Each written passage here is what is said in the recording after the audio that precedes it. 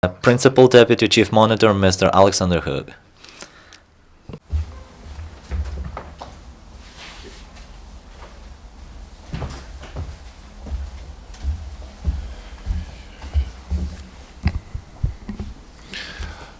Hi, good afternoon, dear friends. It has been another frustrating week of violence, another week of volatility and unpredictability. Violence levels fluctuated but remained high, with hundreds of ceasefire violations on a daily basis. The Avdiivka-Yasinovata-Donetsk airport triangle was generally the focus of violence, but we saw how easily it spread once again. Last week, when I spoke here, I reported a major spike in areas east and northeast of Mariupol.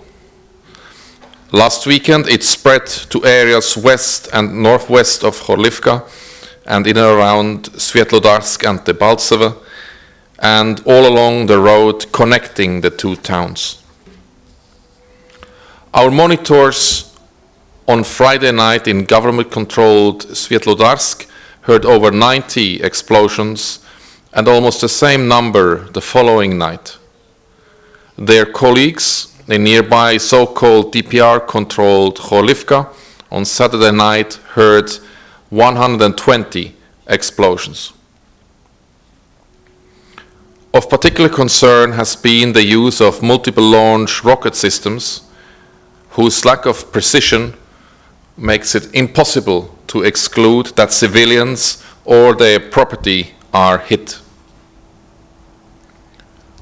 On Friday night, the SMM camera in Shirokine recorded 27 multi-launch rocket system projectiles.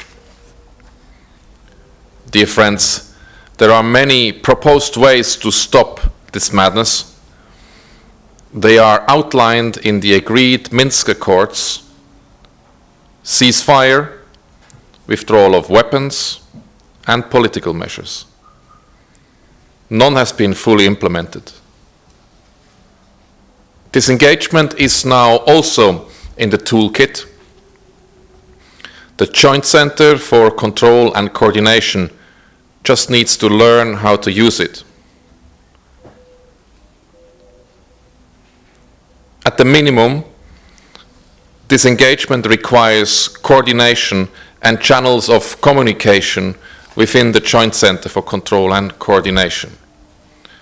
We have seen very little of this in terms of disengagement.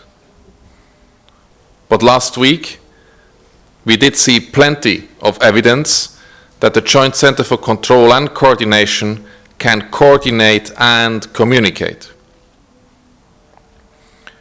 We saw, for example, Russian Federation and Ukrainian Armed Forces officers within the Joint Center for Control and Coordination do it in so-called DPR-controlled Vasilivka. They jointly ensured an immediate ceasefire in the area, allowing repair work to a water pump station. In doing so, they proved yet again that the coordination required to make disengagement work is possible. When they want to,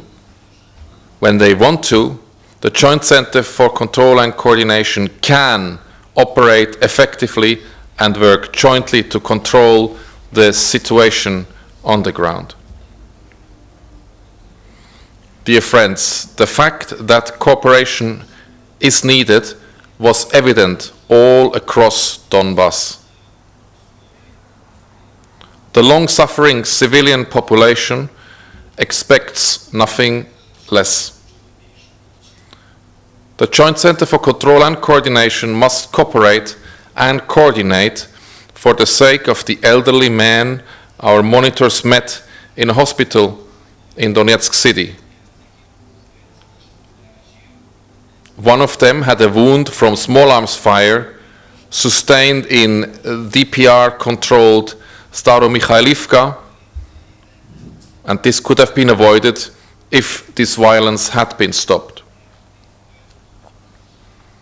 There was also no need nor justification for the injuries suffered by an 88-year-old woman our monitors met in government-controlled Východná.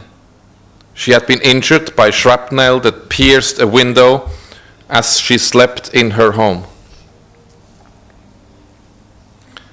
If there had been more Joint Center for Control and Coordination on demining and mine clearance, perhaps some of the injuries our monitors witnessed this week could also have been avoided. I'm thinking here of the 11-year-old girl in so-called LPR-controlled Selezinivka. She suffered serious injuries when a booby trap exploded as she drew water from a well. Or the 81-year-old man who triggered an explosive device while gathering mushrooms near government-controlled Shastia. He has serious wounds to his limbs and torso. With the onset of a third consecutive winter of war, I am particularly mindful of the people who are unable or unwilling to leave areas close to the contact line. Many are old, vulnerable, and sometimes almost completely abandoned. In Novo-Alexandrivka, in western Luhansk region, our monitors met one such person. Nina, you can see her here on the picture, is 82 years old and has limited mobility. She lives alone in a shell-damaged house with no gas, no coal, no electricity, and no running water. She gets no humanitarian aid because the sides will not stop fighting long enough to allow its delivery. If only for Nina, I appeal to the Joint Center for Control and Coordination to coordinate between the sides to facilitate adherence to the ceasefire in Novo-Alexandrivka. We cannot stand by and allow this woman and thousands like her to live like this. Dear friends, regardless of the politics, there must be a response, one that is coordinated through the Joint Center for Control and Coordination, to put an end to such suffering. The JCCC has clearly demonstrated that it can, now it must do it. As usual, at the end here, I would like to inform you about the latest mission numbers. As of today, the mission has 689 monitors, of whom 580 are deployed in the east.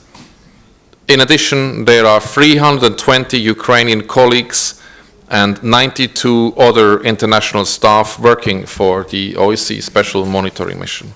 Thank you. Thank you, Mr. Hook. Do we have any questions? Чи є запитання? We don't have any questions. So at this point, the press conference is finished. Thank you for coming and looking forward to see you here next week.